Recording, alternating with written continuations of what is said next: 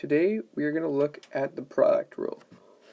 The product rule states that if you want to take the derivative of the product of two functions, you must take the derivative of the first function and leave the second function alone,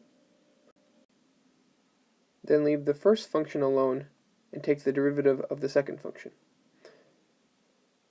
Of course, this only applies if f and g are both differentiable functions.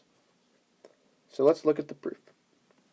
First, we want to write a new function, capital F of x, which will be equal to f of x times g of x. Now, this capital F function is what we're going to look to differentiate.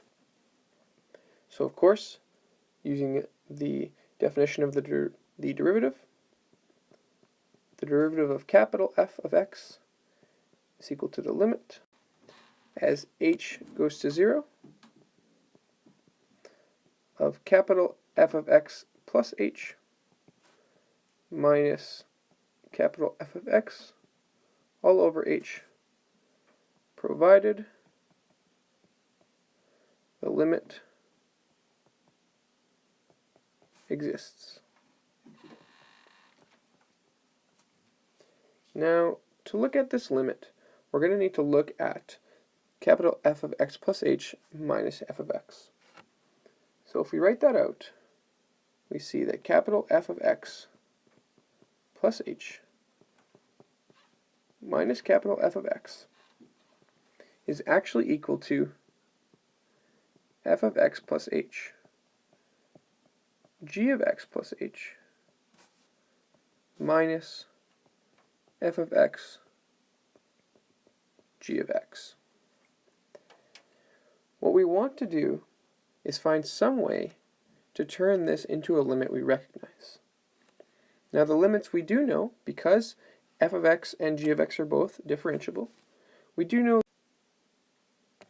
know that f prime of x is equal to the limit as h goes to 0 of f of x plus h minus f of x all over h.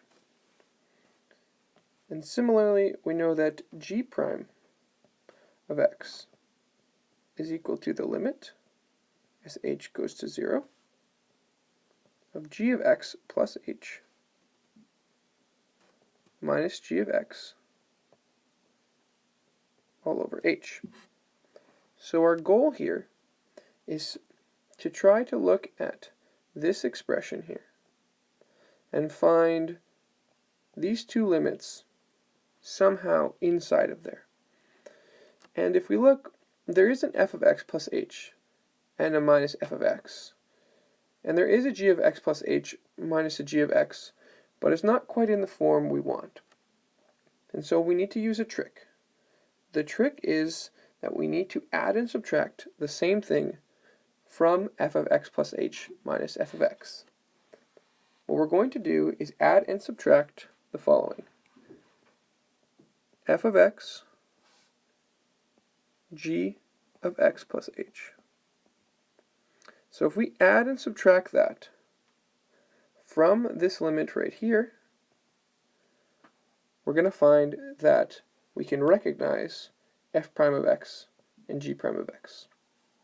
So let's write that on the next page. So here we have f prime of x, which is our f of x plus h minus our f of x, and we've added and subtracted f of x, g of x plus h. Now again, this is legitimate because we can add and subtract the same thing without changing our expression. Now if we notice, we see that we have some terms in common. For example, here we see a g of x plus h and a g of x plus h. And here we see an f of x and an f of x. So what we're going to do is factor both of those out individually to rework our limit.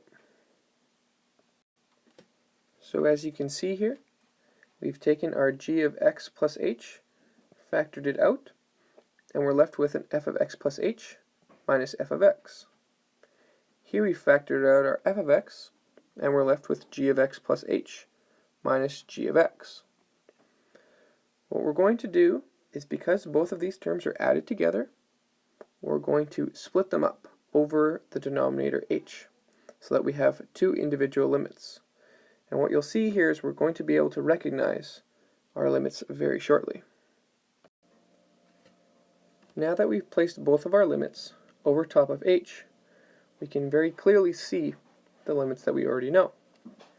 We're given f of x plus h minus f of x all over h, which is the derivative of f, and we're given g of x plus h minus g of x all over h, which is the derivative of g. So recognizing these limits, we can write the following. The derivative of capital F prime x will be g of x plus 0, because as h goes to 0, we have x plus 0, times f prime of x plus f of x g prime of x. And simplifying one more time, we get g f prime plus f g prime. This is the result we wanted to prove. And since capital F was actually f of x times g of x, this is the result we wanted.